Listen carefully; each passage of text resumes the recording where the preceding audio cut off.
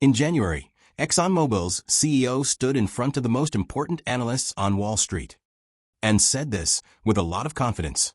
My hope is and expectation is we should see that work manifest itself, hopefully by year-end, with a project announcement.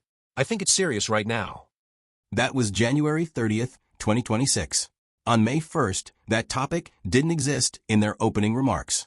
Nobody brought it up. Nobody asked. And when someone finally did ask, the tone had completely changed.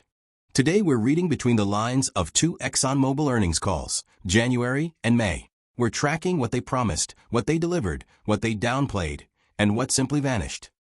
ExxonMobil is the largest oil company in the United States. Every quarter, CEO Darren Woods sits down with analysts from Goldman Sachs, Morgan Stanley, JP Morgan, and talks. He talks numbers, yes, but he also talks plans, visions, and commitments. And that's what we care about today. Because the numbers, everyone sees those. What people don't see is what changes between one call and the next. The tone, the emphasis. What used to be urgent and is now vague.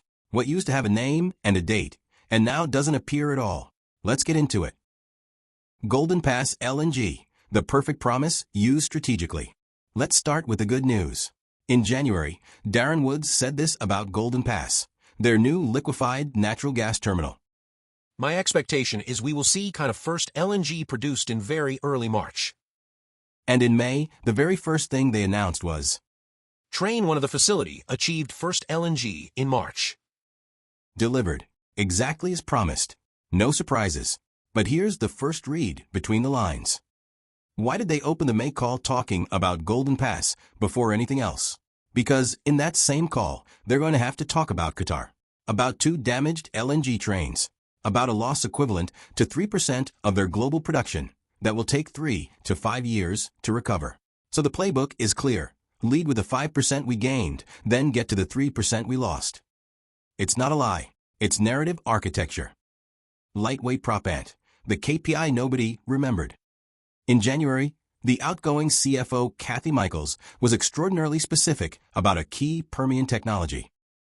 By the time we get to the end of next year, at that point when we're drilling, we should see about 50% of our wells having lightweight proppant. 50% of new wells by year end with a deadline. That's not corporate rhetoric. That's a KPI, a number you can track. In May, in the Q1 2026 call, that number doesn't exist. It's not in the opening remarks. It doesn't come up in Q&A. When they talk about the Permian, they use phrases like proprietary technologies and capital efficiency opportunities. Phrases that sound good. Phrases you can't measure. Are they on track for 50%? Did they fall behind? Did the strategy change? We don't know. And that itself is information. The hyperscaler deal, from serious to continuing dialogues. This is the most important part of today's episode. In January, Darren Woods talked about something that clearly excited him, providing low-carbon power to the data centers of the biggest tech companies in the world, the hyperscalers, Google, Microsoft, Amazon. And he wasn't vague. He was very specific. I would say that today we are engaged in very serious, substantive conversations with a number of the hyperscalers. There is a commitment to finding a competitive way to decarbonize these data centers. My hope is and expectation is we should see that work manifest itself, hopefully by year-end, with a project announcement. I think it's serious right now. Serious. Substantive. Project announcement by year-end. Now listen to what he said in May, when an analyst had to ask him directly. Those are continuing dialogues. It's a function of what the demand there is. We'll see in this particular area whether we overcome that challenge with customers and their desire to have low-carbon power. Did you catch that? January, I think it's serious right now. May, we'll see if we overcome that challenge. The tone shifted from certainty to conditional. From this is happening to let's see if the market cooperates. And the most telling detail, this topic doesn't appear anywhere in their opening remarks. Someone had to ask, and when he answered, the urgency was gone.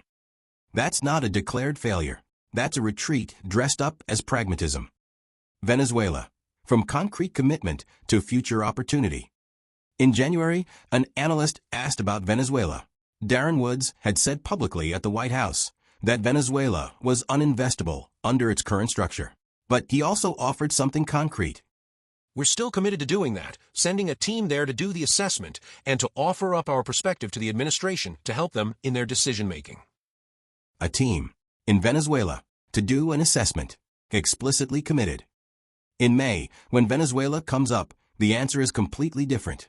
They talk about heavy oil opportunities, their Canadian technology experience, how the context needs to be right. The committed technical team no longer exists in the narrative. The verb changed from committed to doing to look forward to exploring. Those phrases sound similar. They mean very different things. How ExxonMobil turned a crisis into a narrative advantage. Now for the topic nobody had in January script, the Middle East conflict. The Strait of Hormuz disrupted. Qatar damaged. 2 LNG trains offline for 3 to 5 years. That is objectively bad for ExxonMobil. But listen to how they frame it every time a tough question comes up. Having a global diverse portfolio allows us to continue to deliver long-term shareholder value. Every question about the damage gets answered with their strengths. The crisis doesn't make them look vulnerable. The crisis makes them look essential. That's narrative management at the highest level. They're not lying. They're choosing which story to tell inside the facts they have. A company this size took an unprecedented geopolitical crisis and turned it into a sales pitch. That's what you don't see when you only read the numbers. If you want to keep reading between the lines, you know what to do.